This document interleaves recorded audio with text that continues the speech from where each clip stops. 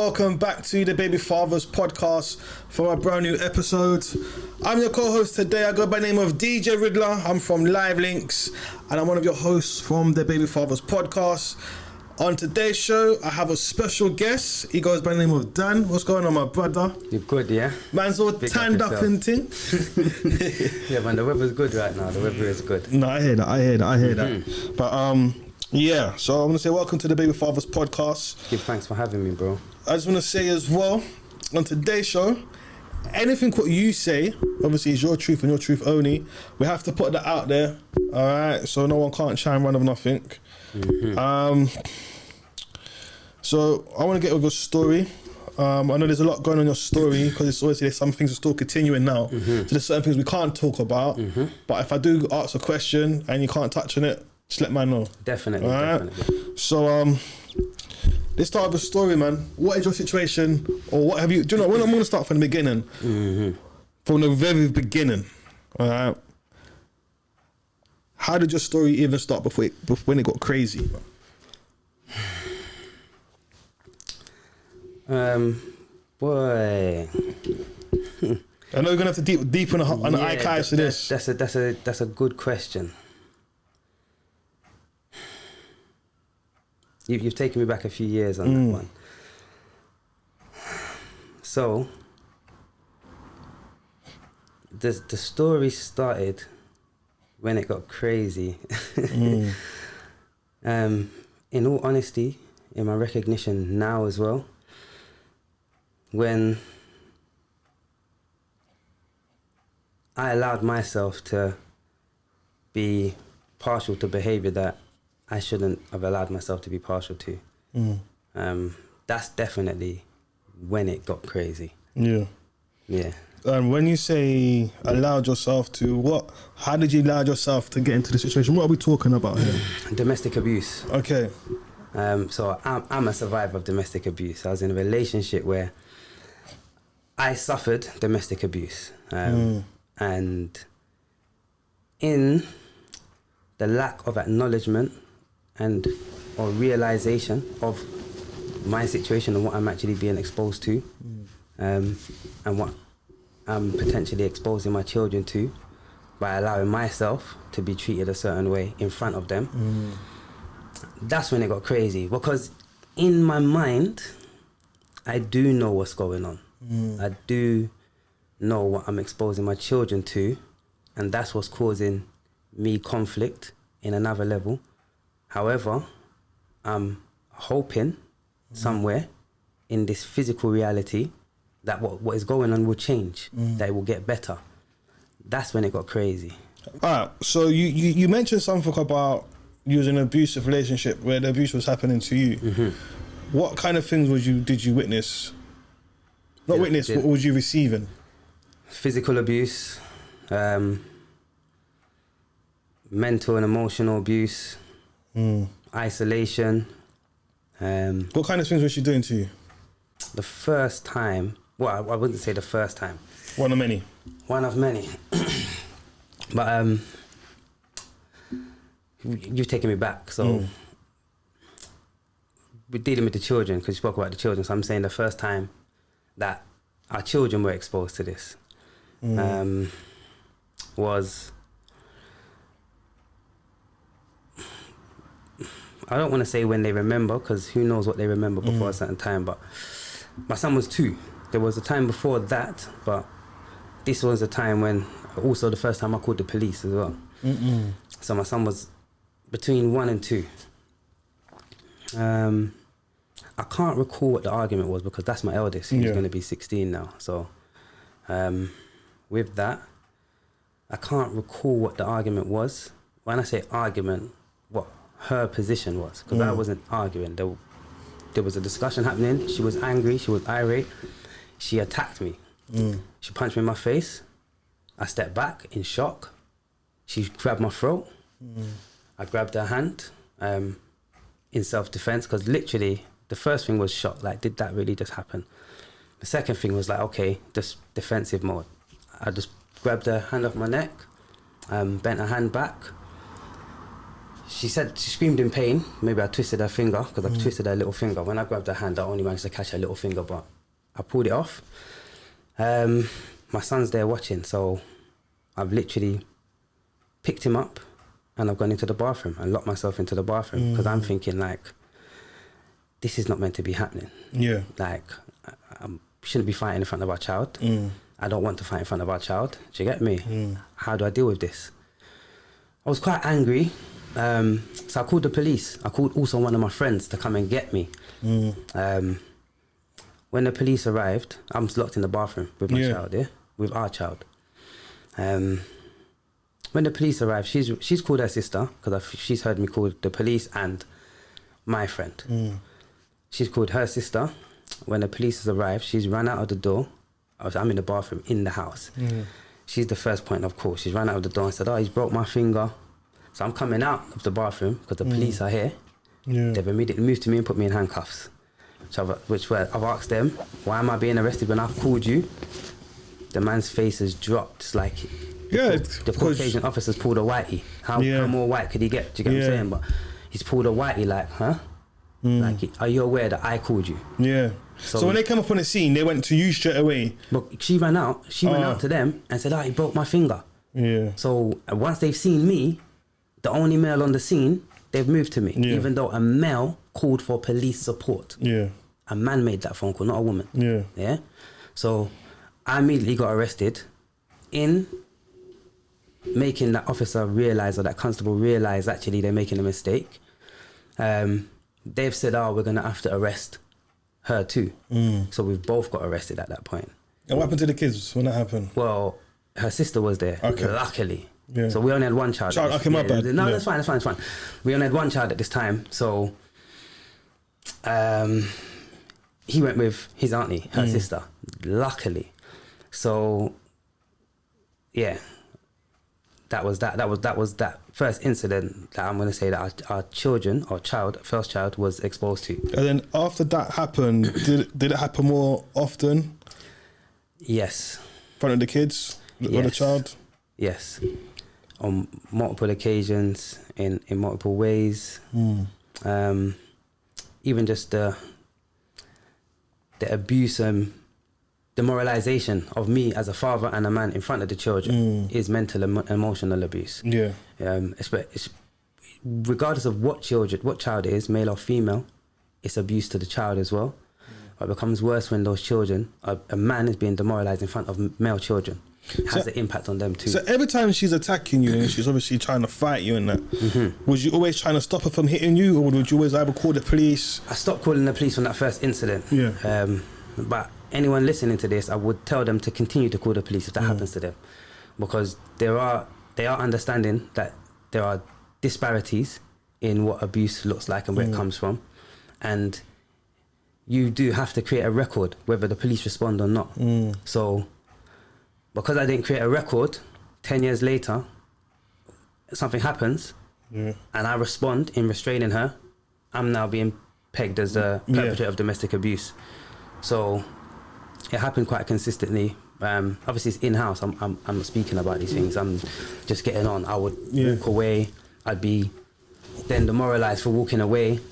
I'd seek support from particular family members, even her family I reached out to in support. So was you scared of her in a sense of, because you don't obviously, we know men out there do get abused, but these are not the things that are not really spoken about, because it's kind of like you hear it more from a woman that a man's abusing a woman, but it's not really the other way around. It's mad when you ask, was I scared of her? Because the reality, I was scared of not having my family.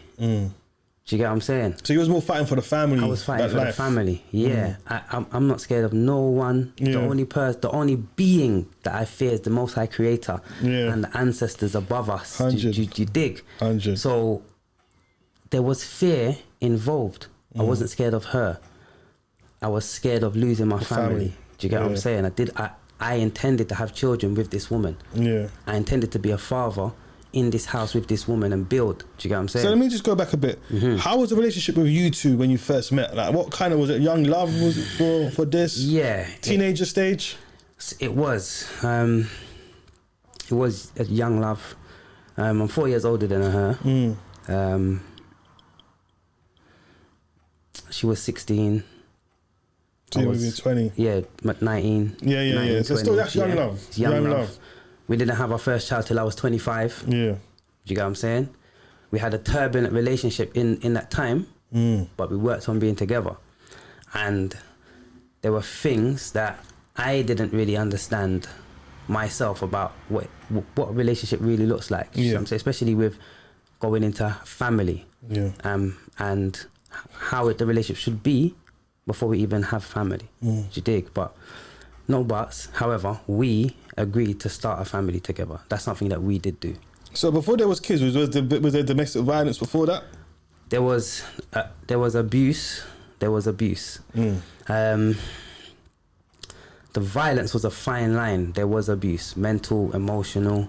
Okay, and then when you was going through all of that, was it, if we have a child together, then problems will go away? Are you asking, is that what I was thinking? Yeah. Okay. Interesting. Potentially, yes. Potentially, yes. We broke up. I felt like I need to leave this relationship because it's not healthy for all of us. And I can be happy outside of this relationship because I felt like, and I was also told in the relationship, you're not going to be happy, you're not going to get a good woman. Or, it was a lot of mental abuse that I didn't feel good about myself. My self-esteem was very low. Is that because of being with her? She made you feel like that? And I say being, but I have to take responsibility. I allowed her, her behaviour to impact my self-esteem. Because the reality is, no matter what people do, how well built are you in yourself to sustain yourself and understand what you are going through and then navigate yourself better? So I'm not going to blame her. I am going to talk my truth, as you said, and just talk the reality. I also acknowledge, because I've done therapy, I've had to go to healing and counselling and check in with myself. I allowed, regardless of whatever happens in my world, am I going to allow these things to impact me and move me from where I am or where I want to go? Or am I not? What was there a point where the reason why, as much as you wanted to leave, but you didn't want to leave, was it in the back of your mind that you didn't want her to get with anybody else? You didn't want someone to come and walk in your shoes, to be with her, to play father to your child? Both. So I didn't intend to have children with her, to not be with her until the end of our days. Okay. That was my reality. I didn't intend to do that lightly. I intended to do that with my chest in that regard, all the way to the end. So in breaking up, I don't want nobody with her or around my children. Do you see what I'm saying? Is that going to be a reality though? How do I deal with that? So that definitely was a governing thought process in the amount of thoughts that was going on. That was a reality at that time. Me wanting to support her with a situation that happened with our children, and this is the first time that I'm speaking openly about this. I called social services on her, and I did it anonymously.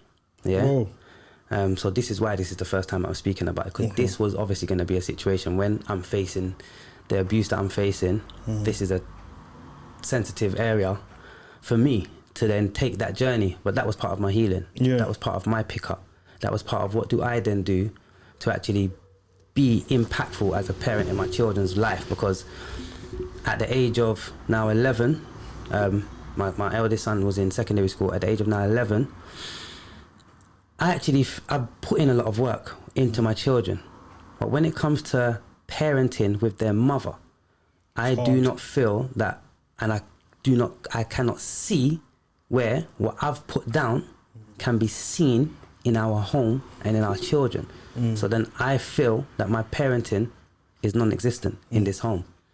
So with what happened with my son, what happened was, I don't know what happened. I'm only speaking on what I was told by their mother, because I wasn't in the home. So she called me to say that she's struck our son, something's happened, and she struck our son, and he's got a black eye. Now, I respect that she called me to tell me that. She called me in support. I went there in support. how we ended up getting to me calling social services was when I went there, I went in, I saw my son's eye, and I wanted to hit the roof. Honestly. No matter who did that, I want to address that. Yeah. However, I'm going to address how I've been called, because I've been called by the mum in support. She's not happy with the result of whatever's happened, and I can see why, because it doesn't look good. Now, I spoke to my son. I said, how does he feel? What's going on with him? He said he wanted to come home with me that night. So I said, that's no problem. I'm going to talk to mum. When I spoke to her, explained to her how he feels and what he said and what I think is best for this time, for them to have a little bit of space. However, I also actually suggested that I'm not just going to leave the house with him. I'm not going to come in, even though you called me to support you, and we're agreeing that he's going to come back with me. I'm not just going to leave. I think that it's best that you lot sit down and have dinner together, as normal as possible, because you are telling me you didn't mean that. I'm going to deal with that. I'm not going to deal with how I feel about it, or do you understand? I'm going to come in and be father. So I did. So then, did you take her, when she called you down and you saw your son's eye, did you still come on a discipline force, whatever she called you for support, or did you pull her up and said to her? She didn't call me to discipline him. She called me to support her. Yeah, so she came to support her. Yeah. Underneath what base? If he's got a black eye. What does she do next? How does she manage effectively her relationship with her son? Do you see what I'm saying? How does she manage that? He's in pain, she's in pain. Do you get what I'm saying? But he's got a black eye. I get that, my bro, and I'm feeling that. I've put that to one side to address her calling me for support.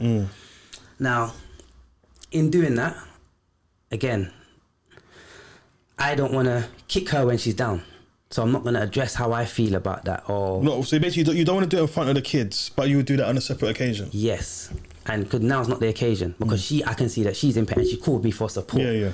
So I've made that be the priority. Yeah, because when I walked in and seen, yeah, my blood was boiling. Like, I wish somebody else did that, so I could actually take out how I felt. You get what I'm saying? Yeah. I left with no child. I've gone home. He's not gone to school for a few days because she works in a school, in the school that he went to. Okay. So, yeah. Now, this is where it gets fine. And I felt like this is a bit crazy. So, two or three days, when it's gone down a little bit, because it was a serious black eye, very serious. So it wasn't going down straight away. About 3 days, because he can't be off school too long without concern, and she works in that school. So he's gone back to school. Now, a male teacher in that school said to my son, "What happened to your eye?" He said, "My mum did it." That teacher didn't do anything. He ignored it. He ignored what the child said. Is that because he knew the mum? Working and personal. Okay. They had a working relationship and a personal relationship. When I say personal, like he's a member of the family. In I don't know, married in, or he's got children within the family. He's a member of the family. So the child who's made a admission on school premises, there are safeguarding things that should have been put in place that were not put in place. And that teacher, professionally and working, personally and professionally, did nothing. Did nothing. So I'm at a loss, because I'm now thinking, me not being in the house, being the target, does that put my children now to be the target? At risk. Do you see what I'm saying? Because I was the target. I'm not in the house, and I can take that. My children can't take that.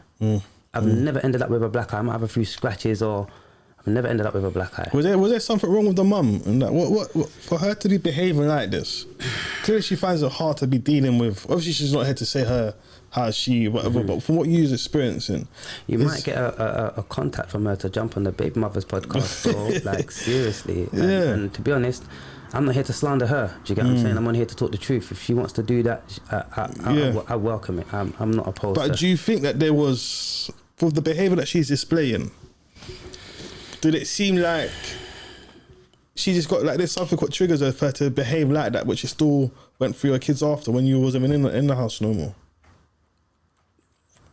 Definitely. We don't want to put labels on her. Yeah, but you know what we do have to do?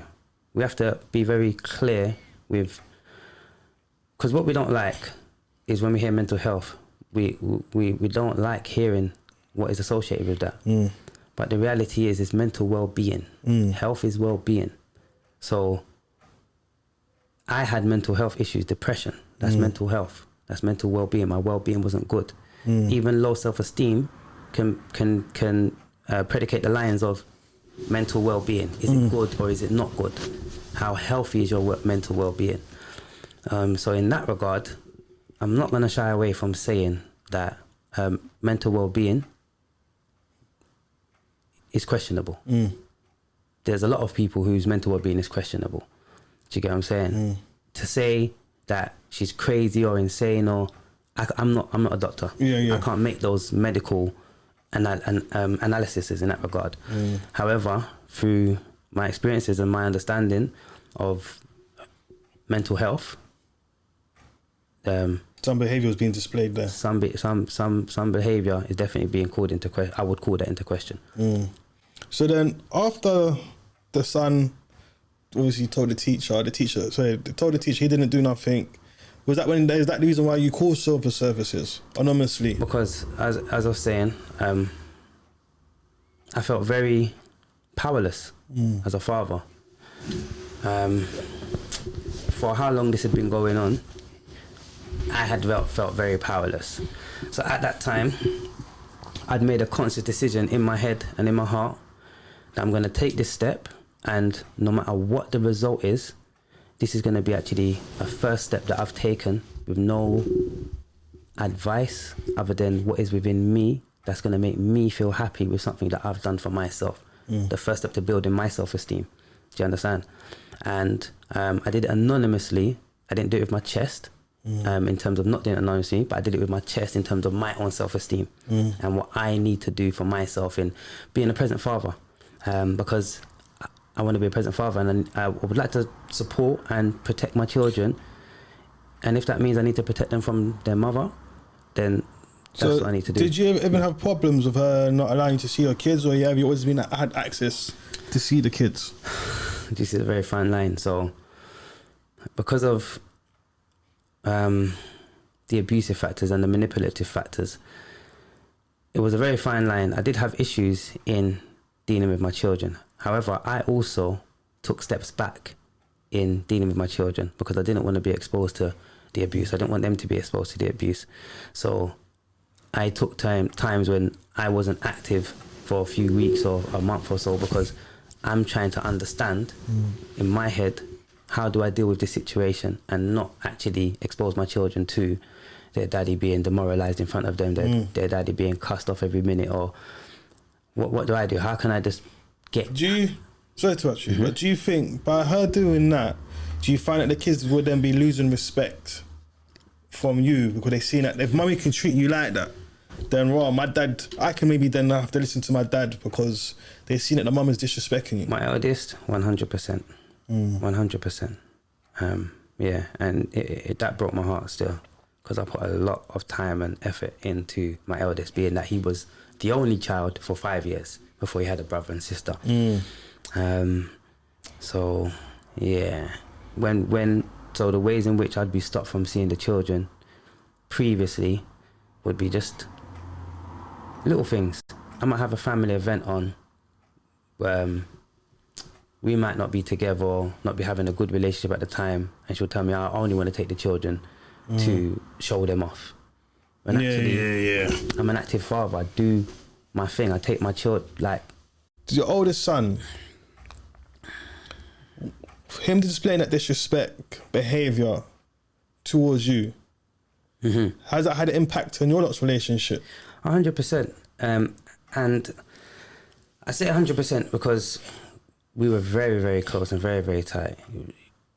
This boy of mine, it was a completely honest child. We'd always get that from his school, that, almost said his name. Our son is always one of the most honest children in the school. Anything that he's distant from primary school. When situations happen, we can always depend on him to just be honest. Like, he would never tell a lie. We really trust him. And we had that in the home.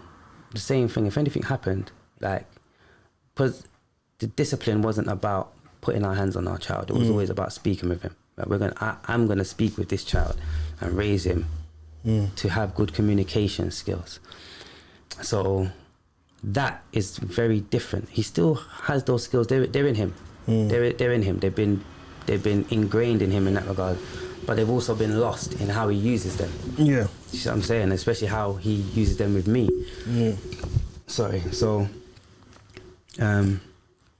how we used to communicate to how we communicate now has changed. There's some things that I want to say, but because recently he was just living with me, so I was his primary carer. Why was that? Because he kept absconding from his mum's care. So you kept him running away? Yeah, running away, coming home late. A lot of things were going on. So again, I don't know what I can't say about him right now because he's termed a vulnerable person. Okay. And again, we have a CP plan in place currently. So there's some things that I potentially can't say. I don't know. But yeah, in the previous, he will be absconding from her. But in terms of the disrespect, let me just keep it in line.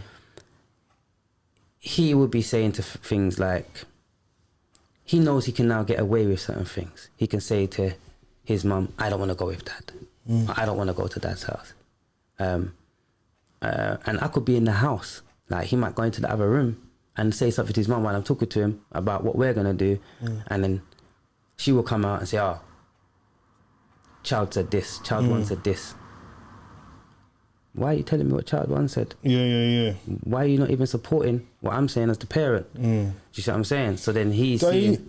What I was going to say to you, don't you not feel that that's a problem that fathers do have, in a sense of, if you're trying to enforce discipline and you say something, regardless if you're wrong or not, you want the mother's support. And then, once the child is not there, address the wrongs and the right. Because when you do that in front of the child now, the child feels that they've got the power. You're disempowered, and we're empowering children to have power in dynamics that they don't have that power. Yeah. I've raised my children to have open communication relationship. So I'm not saying what I say goes.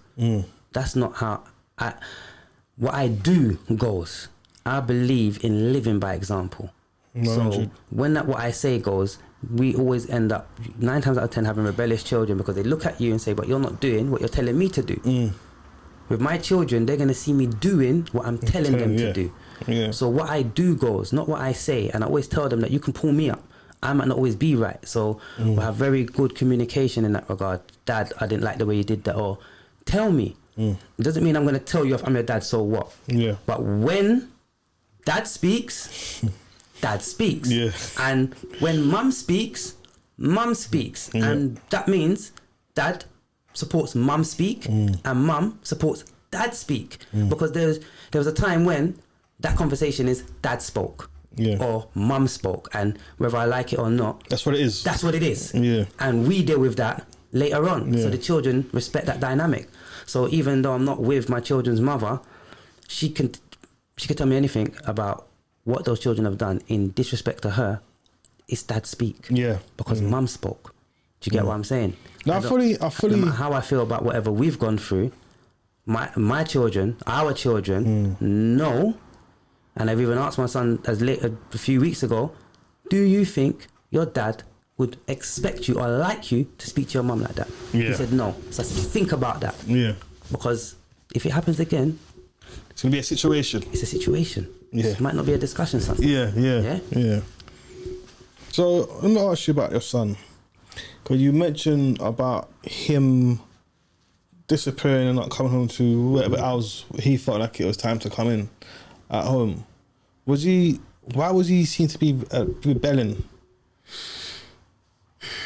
For him to feel, because he's not scared enough for him to feel he can walk in whenever. What is he rebelling against? I can only speak I can't speak for him. Mm-hmm. And in some ways I can, but it would be good for him to speak his truth. And hopefully that time will come in his ages, you get what I'm saying? But I can only speak from my experiences and what I was exposed to. And then understanding that our relationship is fractured, mine and my son. Yeah, our relationship is fractured. We had a very good relationship, and that is fractured based on my absence in the home. Because me and his mum, based on the breakup, based on the consistent arguments, my absence might not even be during a breakup. It might just be because we've had a mad argument and I need a few days to blow off steam, because not just that one argument, but the plethora of things that I haven't dealt with. Yeah, it's a volcano, literally. And I come out the house steamed off, and you probably know how it is. We get into arguments with people on the road and getting arrested for things because we're fighting something that we're not even fighting. Yeah. Do you know what I'm saying? Our fight is actually somewhere else, and we can't even outlet it the way we want to outlet it in that space. So mine and my son's relationship definitely began to be fractured. So his rebellion nature, as you identified earlier, comes from him seeing his father being completely disrespected by one person completely. We had a conversation about that. I've asked him, who have you seen disrespect your dad? He said, no one. I said, be honest. I said, be honest with me. Who have you seen disrespect your dad? And he looked up. He's like, oh, mum. I said, come on, man, let's talk about this. Do you get me? Because I want to know how he feels when he sees that. Do you get what I'm saying? Because no, he hasn't seen no one disrespect anybody. You have. You've seen your mum. Do you get me? And I know that has an impact on you, because I have done work with children. I've been a youth worker, play worker, a mentor. I've got experience with working with young people for quite a few years, actually. So when you're personally in it, you sometimes actually forget what you also know. Of course. In going through my own journey of healing and restoring myself back to myself, I've actually had to check in with my children on that journey and check it and actually say, oh, you know what? These are the reasons why my relationship is like this with my child. He will feel a certain way. He will lose respect for me in that regard. So I can't fight him for losing respect. I have to be a father and consistently be a father. But then, are you blaming that on yourself, or are you blaming that on her mum for her doing what she was doing for you? Who's taking responsibility for this? She needs to take her accountability for herself. I can only take accountability for myself. Now, I don't blame her. I actually forgive her, to be honest, bro. I reached forgiveness a while ago. And that was a deep place for me to reach, because I did reach hatred. I did reach hatred. And I feel there's still a lot of father who still has hatred and you have towards the mother. You have to let it go. Because what the mother's put them through. You cannot live your life accordingly, and you cannot parent your children accordingly if you hold on to any sort of hatred or anger towards the person who you created children with. Because that's the reality. She's always going to be a part of their life, which means that she's always going to be a part of my life. I hated that woman for what she put me through, bro. And I say it like that, but I also realised I allowed her to put me through that. I was accepting of her behaviour. It's her behaviour. I was accepting of it. So there's two components, do you get what I'm saying? She has to be responsible and accountable for her behaviour. I have to be responsible and accountable for what I am accepting of. Do you get what I'm saying? I am no longer accepting of that type of behaviour. Do you get it? So I don't blame her. I did. And that didn't enable me to parent properly. That didn't enable me to be present in my children's life. That enabled me to prioritise the wrong things. I get you on the base of, as you're saying, that you found yourself in a better place for able to forgive. Yes. So for you able that was important for me, bro. Yeah. That was important. That was really important. So for you to obviously able to do that, and then having to now, obviously your older son, obviously you still fight the fight. Yeah. It's difficult. It She is. thinks I hate her. Every time I hear, oh, you hate me, you should our children to disrespect me. But I'm thinking, huh? She's still in that really zone. took a second to really check what I put down for you, just because you would ask me to do something for you, or just because of how I am with the children. They can't get away with free disrespect to their mother. Yeah. It's not free. Yeah. And I have had to check how I respond to her in front of them, because I say obviously, but through our dynamic and what we have gone through, there are times when I haven't shown them the best reaction or the best response. I have shouted, I have cussed, I have got angry, I have my lid has blown. So I think as with fathers, we try to show as little. So if the mum sits there, she wants to cuss you off, whatever, 9 out of 10 our fathers will let it go over his head. He'll walk out, he won't say much. These are the things that I've done. Yeah. But you get cussed off for doing that. Yeah. So You're not even saying nothing. You're not even a man. Yeah.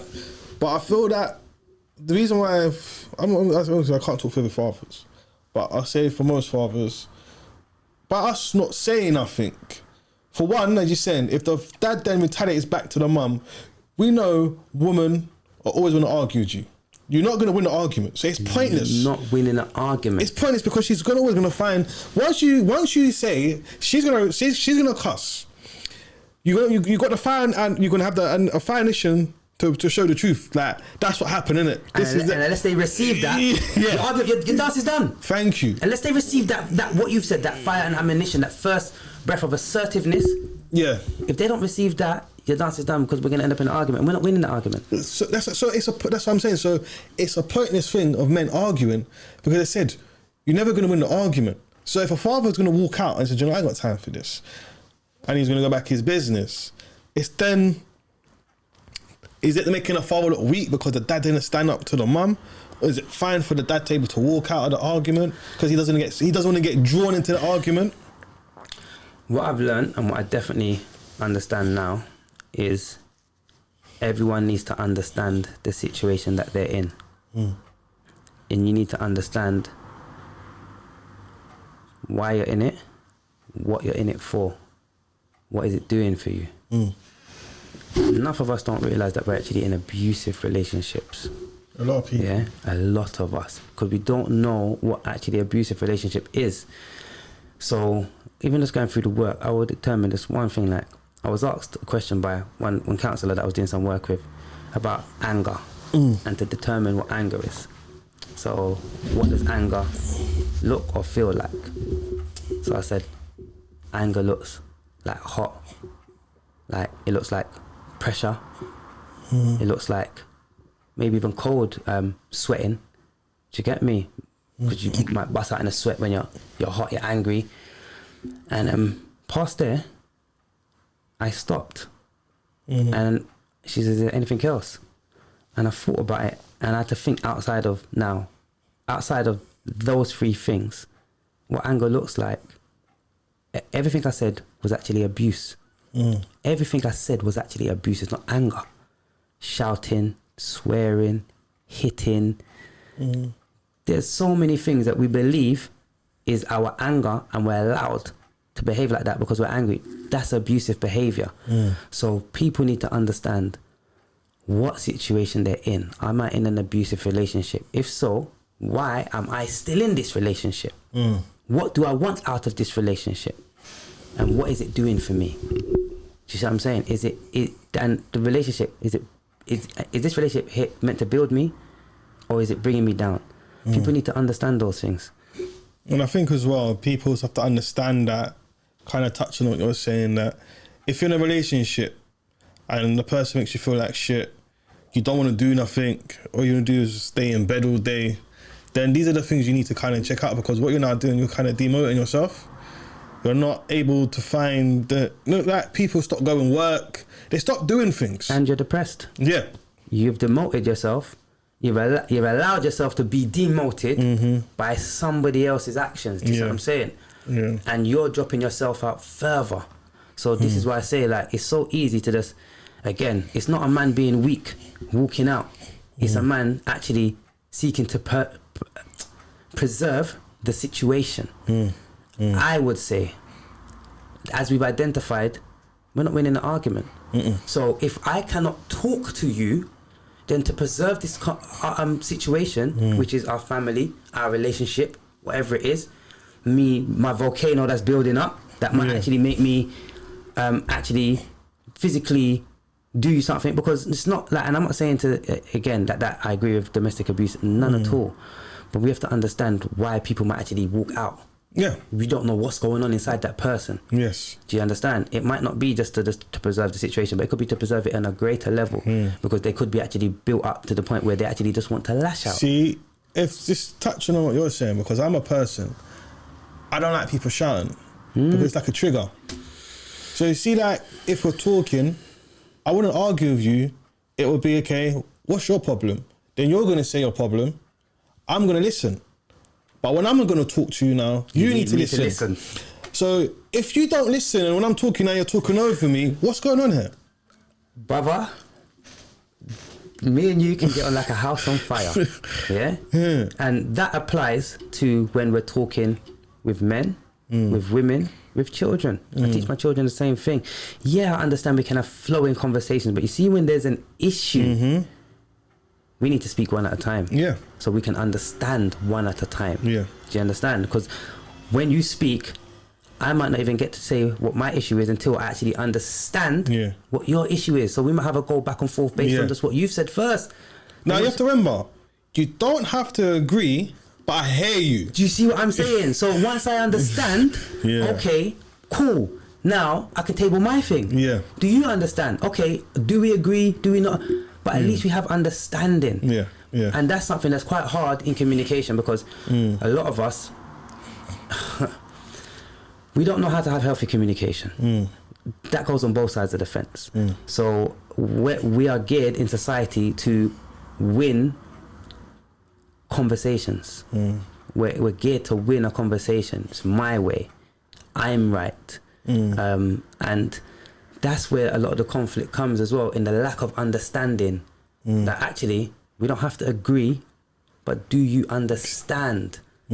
Because the agreement actually would be that I now know how you operate. Bro, listen, time is getting beyond us. Thank you. You've gone over time, right? But tell us a bit about your organisation before we decide to wrap up. Organisation, as a grassroots organisation, I started as just a group in my house, empowering people, and I'm very community orientated. Now, part of my struggle and my release of my struggle was having a children's mother that seemed hell-bent on actually slandering me and my work, my good work. Not just my good work is what I'm doing in the home with the children, and saying that I'm not even that present father, I don't do anything for the children, but then actually trying to call up organisations that I'm a part of or supporting or working with, and then slandering me, basically. Giving them information or false information. I don't want to I just want to say information, but I've said it's false information. It's false because you disagree with it. I disagree with it, innit? But giving them information that is effectively aimed to make me look different to how they actually see me, because of what I'm doing and what they know, based on what they know, what I'm doing with them. And what is also what she didn't understand at those times is a lot of those people or organizations see me with my children. Do you get what I'm saying? Just because we have a disparity or had a disparity where there were times that I might have dropped myself out, I might have took a step back, or you feel that I'm not as present as you think I should be, it doesn't mean that other people don't see me being present as a father. So the difference, that's the difference. It just seemed like she was hell-bent on, again, seeking out the organizations that I'm actually working with. Would you call it affiliating yourself with? Affiliating myself with, and actually trying to just slander my image to them. So it took a lot for me to even get to this place of actually wanting to put out my organisation as a registered organisation, and then developing a group with three brothers, that are they're the core of Man in Action, because they've been there the longest. And those three brothers, well, two of them, so three of us. We're three of us, yeah. But there are three brothers, so there's four of us in total that are the leads for Fighting Fathers. Yeah. But it's three of us that are the founders of Fighting Fathers as a group. Now, that group is specifically for fathers that are fighting for contact with or custody for their children. And that group has literally started within like 8 weeks. Okay. Yeah, the last 8 weeks. Yeah. And that has started because when I was updating the brothers to our journey and where we're at now, where I would like the organisation to go and just align them to the vision of where we're at now. Just the fact that, again, we're going to be seeking upskilling ourselves. So a different level of education now where we might actually have to go and get training for certain things so we can actually have the qualifications, skill, the mat skill with our experience. So in that regard, and when I was updating them and just having this call, one of the brothers, Clay, said Fighting Fathers. And I said, bro, you don't know what you've done. You've just come up with the name for the group that I was just working on. Literally. And we started the group on WhatsApp. We opened it up on Telegram, so people can find it on Telegram as a public group. So is this on Instagram? Not yet. All right. Well, once you get on Instagram, well, hopefully you do it before it comes out now, so someone doesn't try and run with the name. But yeah, listen. No, I'm gonna do that tonight. Bro. Make sure. But listen, I need to wrap this now. People, it's definitely been a very interesting conversation today with Dan. So I want to say thank you for him for coming on the show. Respect. Once again, my brother. Thank you. I want to hear your lot's views on today's show. I want to hear it in the comments below. I want to hear your lot's views. Make sure you share, like the page as well. And I think, that's it. Anything to say, Dan, because I'm about to shut down now? No, do you know what? Thank you for having me here. It's been a joy. I respect what you're doing. Cool, G. And if anybody wants to reach out, at Man in Action, on Instagram. Because it'll be up and running. And Fighting Fathers will be up and running. Yeah. So that's where you can find them pages. Once again, to everybody, I want to thank you lot for supporting the podcast as well. We do really appreciate it down here. It can be hard at times because obviously it's people that are coming on and they're talking about their own personal experience. But if you're a father and you're interested in coming on, let us know. Send us an email to thebabyfathers@gmail.com, and then we get back at you and see how we can get you on. All right, baby fathers, peace. We gone. Respect. RG. Respect. Love, family. Man.